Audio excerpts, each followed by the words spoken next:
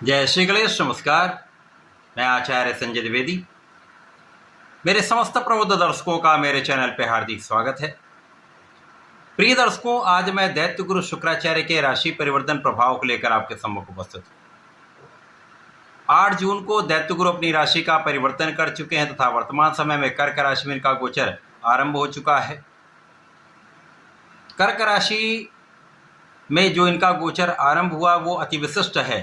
ये अद्भुत परिवर्तन है क्योंकि कर्क राशि में अपनी उच्च अवस्था में गुरुदेव बृहस्पति का गोचर पहले से ही वहां पर चल रहा है, जिसके कारण दोनों गुरुओं का महासंयोग बन चुका है।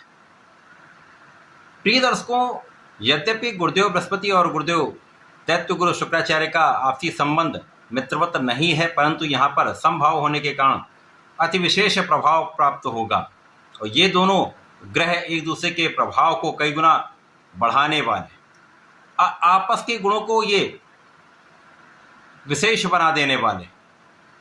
नैसर्गिक रूप से जो दैत्य गुरु हैं उनका कार्यकत्व है आपको संपूर्ण यश, ऐश्वर्य, वैभव, धन, सुख, संपदा, भूमि, भवन, वाहन का लाभ कराने का, इस भौतिक जगत के समस्त सुखों को प्रदान करने का। शुक्राचार्य प्रेम आकर्षण के कारक हैं, इसी प्रकार से ये भोग विलास के भी कारक हैं। ये स्त्री सुख, संतान सुख भी प्रदान करते हैं।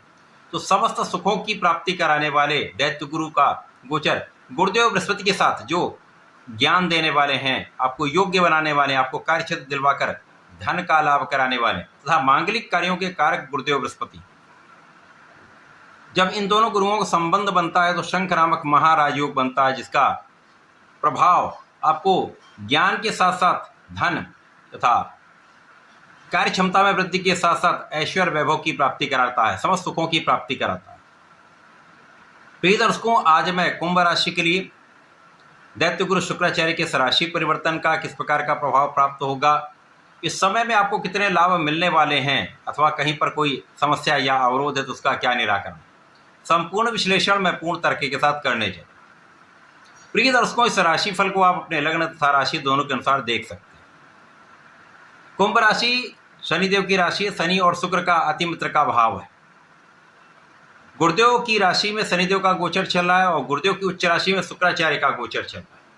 अब कुंभ राशि के लिए यदि हम अवलोकन करें तो शुक्राचार्य आपके भाग्येश तथा सुखेश होकर षष्ठम भाव में गोचर आरंभ कर चुके हैं। क्योंकि षष्ठम भाव जो त्रिक भाव है, ये निर्बलता का भाव है, रोग ऋण शत्रु का भाव है। यहाँ पर समस्त ग्रहों का प्रभाव निर्बल होता है। इसी प्रकार से गुरुदेव बृहस्पति भी यहाँ पर दो विशेष भाव के स्वामी, यहाँ पर ये आपके लाभ और धन के स्वामी ऊपर गोचर कर रहे हैं। तो शुक्राचार्य का ये परिवर्तन कुंभ राशि के लिए बहुत बढ़िया प्रभाव नहीं देने वाला, परंतु कुछ स्थितियों में ये आपके लिए लाभ की स्थिति तो बनाने वाला है। सर्वप्रथम तो वे जातक जो नौकरी के लिए प्रयासरत हैं, नौकरी के लिए प्रयत्न कर रहे हैं, तो उनका यहाँ पर काम बनने वाला है, उनको नौकरी की प्राप्ति अवश्य होगी। इस समय में आपको अच्छे अवसरों की प्राप्ति हो सकती है। इसी प्रकार से यदि आप सरकारी नौकरी के प्रयास में लगे हुए थे तो कहीं ना कहीं यहाँ पर आपकी स्थिति अत्यंत प्रबल है, परंतु इसके लिए आपको बहुत परिश्रम करना होगा, आपको निरंतर प्रयास करने की आवश्यकता होगी।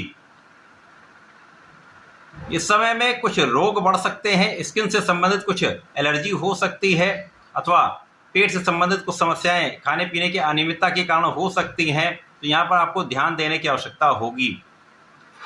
इस समय में कुछ यदाकदा शत्रु बनते रहेंगे, परंतु शत्रुओं का विनाश भी निश्चित है। केवल ध्यान देने की आवश्यकता है। कोई शत्रु आपका बाल भी बांका नहीं कर सकता। और यहाँ पर यदि आप भोग विलास में हैं, किसी प्रकार के एडिक्शन में हैं या किसी विवाद में हैं, तो कुछ कानूनी समस्या तो हो सकती है। यद्यपि यहाँ पर आपकी स्थिति बलवान है, कानूनी समस्याओं में भी आप विजयी रहेंगे, परंतु कहीं ना कहीं ये विवाद आपके लिए कुछ व्यय कराने वाला हो सकता है, आपको तनाव में डालने वाला हो सकता है और इस कारण से आपके शारीरिक स्वास्थ्य में कुछ निर्बलता आ सकती। तो यहाँ पर आपको बहुत ध्यान देने की आवश्यकता है।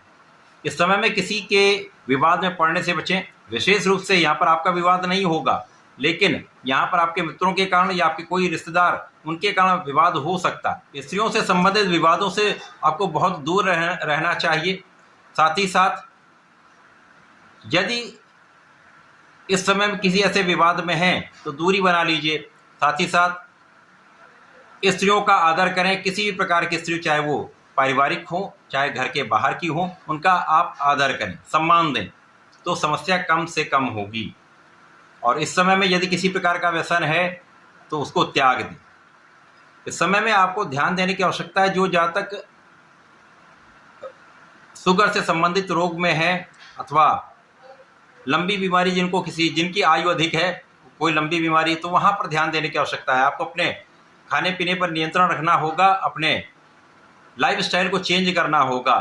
हेल्दी लाइफस्टाइल को यदि आप अडॉप्ट करेंगे, खाने पीने पर नियंत्रण रखें, सात्विक भोजन शैली को आप यहाँ पर अपना लेंगे तो जीवन सरल हो जाएगा, समस्याएं कम हो जाएंगी, स्वास्थ्य समस्या भी कम होगी और इस समय का आप उपयोग कर पाएँ। यद्यपि इस समय में लाभ निरंतर होता रहेगा, धन का आगमन निरंतर होता रहेगा और धन का आप संचय भी कुछ मात्रा में अवश्य ही कर पाएंगे, परंतु इस समय में आपके मन के अनुरूप, मन के अनुकूल लाभ नहीं मिल पाएगा। और यहाँ पर धन संचय के लिए भी आपको अधिक प्रयत्न करने पड़ेंगे, सोच विचार कर कार्य करना पड़ेगा। जल्दीबाजी के निवेश से आपको बचना चाहिए। यहाँ पर अच्छे निवेशों में, लंबे अवधि के निवेशों में आपको निवेश करना चाहिए।